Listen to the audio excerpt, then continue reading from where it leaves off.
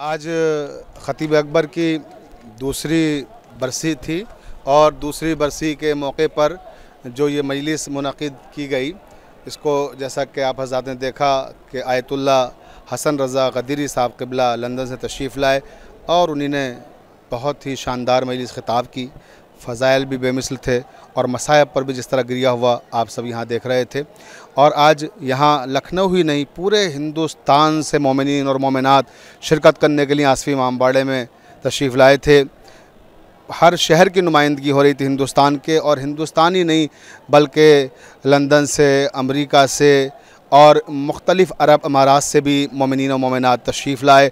ये सब ख़तीब अकबर से जो उनकी अक़ीदतें और मोहब्बतें हैं वो ज़ाहिर हो रही थी, क्योंकि ख़तीब अकबर को यहाँ इस दुनिया से गए हुए 2 साल हो गए। आज दूसरी बरसी जैसा कि मैं अर्ज़ कर रहा हूँ मनाई जा रही थी यहाँ पर, लेकिन उसके बावजूद भी हमें ऐसा महसूस ही नहीं होता कि ख़तीब अकबर हमारे दरमियान में नहीं हैं।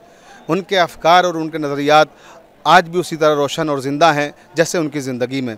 और शायद जब तक भी उर्दू बोलने वाले रहेंगे दुनिया में मौजूद, तब तक ख़तीब अकबर के अफ़कार और नज़रियात उसी तरह से ज़िंदा और ताबिंदा रहेंगे।